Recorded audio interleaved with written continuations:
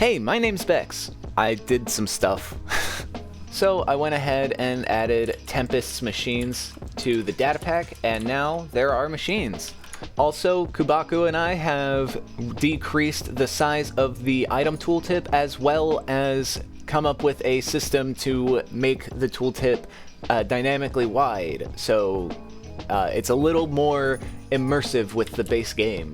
And I also realized that there are still a ton of bugs that exist in the mod-sized data pack engine. So I will ship a fix with those soon.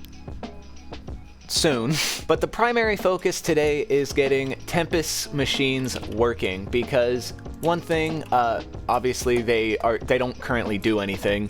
They just exist and can be placed. But also you'll notice one Tempest machine is missing, and that's the ore infuser, and that's because I kind of didn't like it. So the reason I don't like the ore infuser is because it basically just does a more complicated version of what the alchemy reactor does. Plus I firmly plan on creating multiple ways of getting ores in chopping block, so the ore infuser just doesn't need to exist. But then we need another machine to take the place of the iron machine. Unless, and this is totally a valid thing, we just decide that bone meal is easy enough for the player to get, that you don't need a growth enhancer machine, so you could just get away with these. That genuinely wasn't even an option I had considered until just now.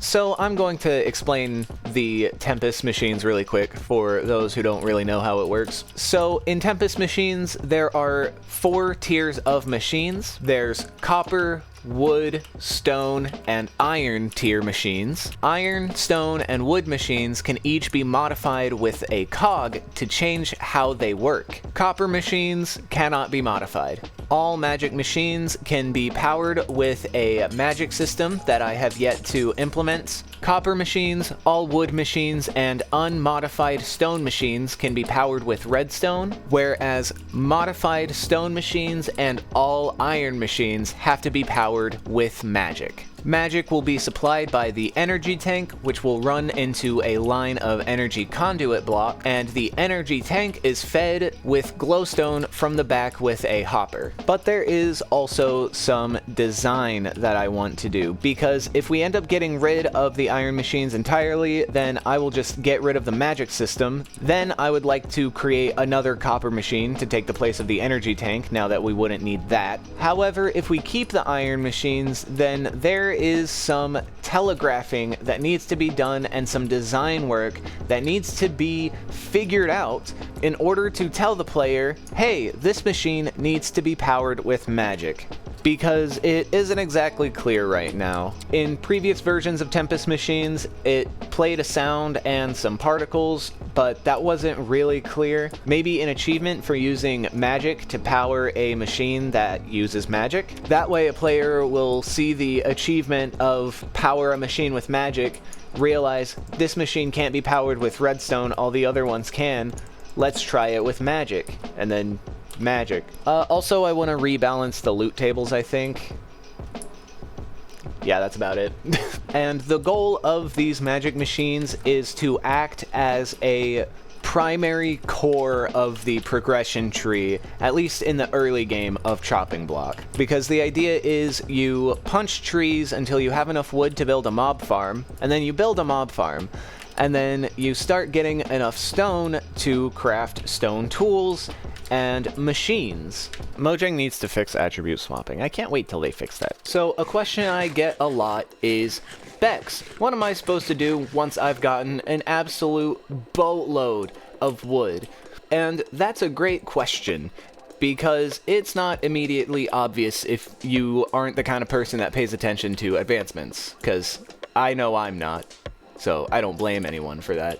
But the answer is, you build a mob farm. Now, because I'm nice, I have a couple tips for how to build up your mob farm. Now, I installed a data pack called Bex's Build Buddy. What it lets you do is place blocks diagonally going up as well as down. So you can build your mob farm lower in the world to make it more efficient. If you want to build down with slabs, you have to position yourself a little differently.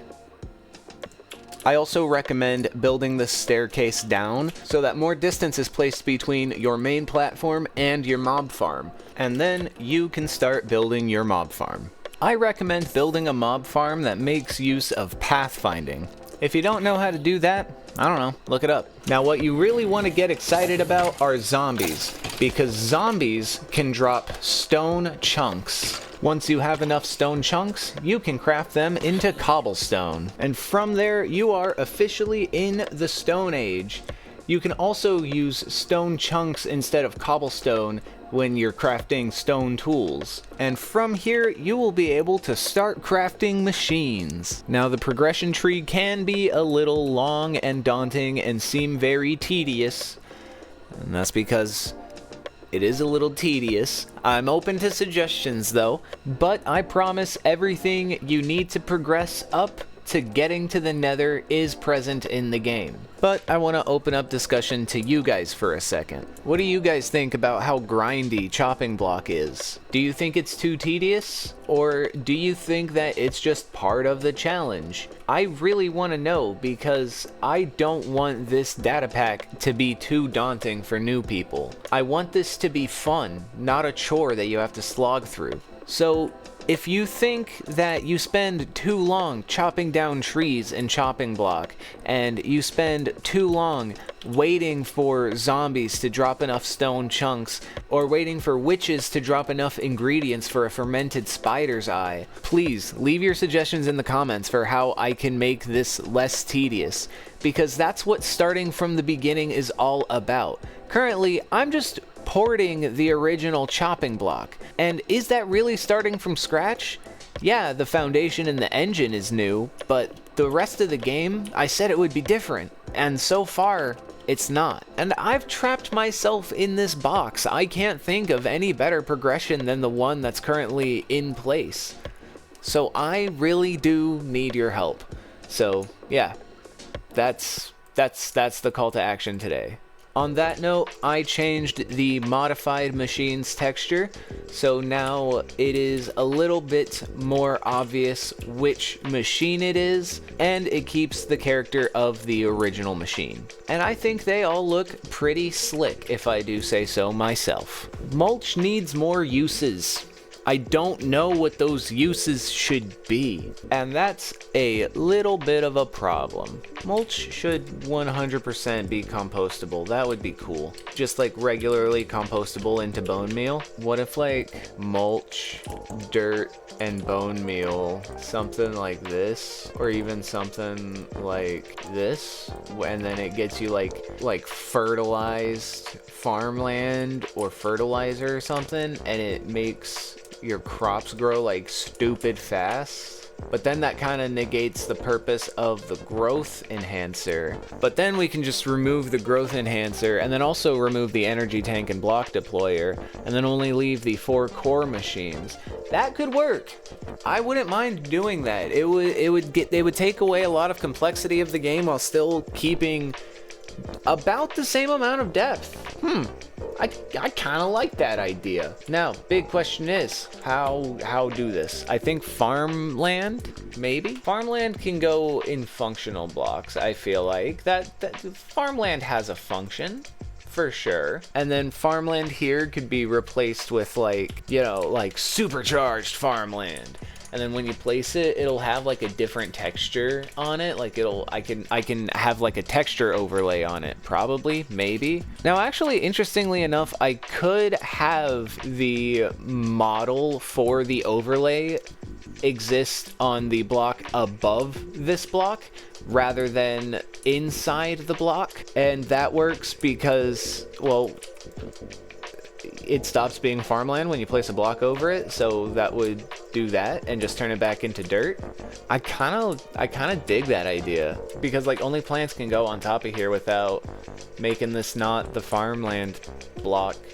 So it works. It firmly, I think it works. Even better, because of the Minecraft lighting engine, we could just have the display entity exist on this missing top pixel here, and then anchor the function commands on the center of the block so that it's still running from the proper position. That could also work. I love having a good lighting engine. Now, thing is, how am I gonna speed up the growth of plants that are just only on this block? I worded that weirdly. How am I gonna speed up the growth of only the plant that is on this block? How do I do that? Do I just do it with commands? Do I just RNG it? I might just have to RNG it, but that means ticking these every so often, unless they're ticked on a cycle. Tick these blocks on a cycle, maybe a 1 minute cycle, and then it'll grow every 2. It'll grow at 2 stages, I think. Let me check the internet for something really quick. Okay, so I looked it up. Minecraft's crops take, on average, roughly 20 minutes to grow, 15 to 20 minutes to grow to maturity, and that's if I am really narrowing it down to a range. It really could take as little as 10 minutes to grow. It could take as little as 5 minutes to grow. I mean, if you're really lucky, it could happen instantly, but that's like, then you're getting into the territory of that guy who makes videos about Minecraft anomalies, and that's not what I do. Anyway, so I think if I could speed this up, I think, yeah, every minute random ticking a crop to grow, or possibly every 30 seconds ticking to roll a random number to grow this crop. I'll really just have to experiment with values and everything. But yeah, I kind of like that idea, the fertilized farmland using bone meal and mulch. Another thing I want to do is add more, like, quote-unquote modded feeling elements, because there were a few things in the original chopping block that were really, really cool that I feel like I could bring back in more full force. One is the lucky potions that took the place of lucky blocks. I really liked those ideas. I never got a full list of 100 ideas to fill out. I could re-implement loot bags as bundles that disappear when they're empty. There's a lot of options. I'm thinking about like mini bosses that you can summon for extra like rewards and stuff. One idea I've had for a while is the idea of a cube boss, something like this. And I'm thinking this creates an unbreakable room around itself, and then it moves around that room, does various attacks. But then someone told me that the Aether has a boss like that, and I just kind of never added it. Another idea I had at one point was kind of adding the hovering inferno, or whatever that mob from the first mob vote was called, in sort of the form of just an overpowered blaze that you could fight. But once again, I just never got around to that. So adding these little mini boss fights could be a good idea, but I want them to be a little more original and creative. I mean, anyone who's been following my channel for a while knows that I like to try and stay within the confines of vanilla Minecraft game design, so I don't want to just add something from another mod or another video game. I want to try and add something unique and cool. I'm just not sure what that would be at the moment. Alright guys, I just did something really cool. I was playing survival just to get a hold of things, and I was trying to think about the raw metal chunks from the original chopping block, the raw copper, raw iron, and raw gold chunks, and how I could implement those, because like I said, I only have a limited number of items to use here, and I want them to be really, really useful. And I felt that the metal chunks, as much as they were necessary, I felt like it would inhibit things if I didn't just try to find some kind of workaround. So how the raw ore chunks originally worked is you would get 4 of them, and you would craft them together into a raw metal ore. And that's all well and good, but we're really starting to use up our infested stone blocks here. So what did I do? I changed how these get converted into their respective metals. Instead of each copper chunk being crafted into ores and then smelted into ingots, these now get smelted into nuggets and then crafted into ingots. And I was able to do this because of item components. These are actually shovels. These are all shovels. So you might be thinking, oh, but Bex, that means that we can use these as tools. Nope. They are no more effective than your hand for mining because I removed the tool component. I also removed the enchantable component, so you can't enchant them. Ah, that's a bug. Yeah, I know. I see that. I see that. Here, this is me fixing it. This is me fixing the bug. Now if I grab these out of the inventory and smelt them, they'll actually smelt into gold ingots. Bada bing. And now, once you craft a sand sifter, you will be able to get these raw metal chunks from the gravel and sand that you sift. And I think that's pretty cool. And like I said, these items can now be gotten through sifting. Oh, how do you get gravel and sand in order to sift with? What you need is to kill enough zombies to get enough iron to make a cog. And then you can upgrade your block breaker, and any blocks that it destroys will get crushed down. So cobblestone becomes gravel, and gravel becomes sand. These are all of the blocks that you can currently sift with the sifter, and of course all of them have different loot tables, so they each have different reasons as to why you would want to sift them. But with that being said, that's where I think I'm going to end it for today. If you enjoyed, make sure to leave a like, subscribe if you're new and you want to see more like this. My name is Bex. Thanks for watching, and as always, thanks for watching. All right.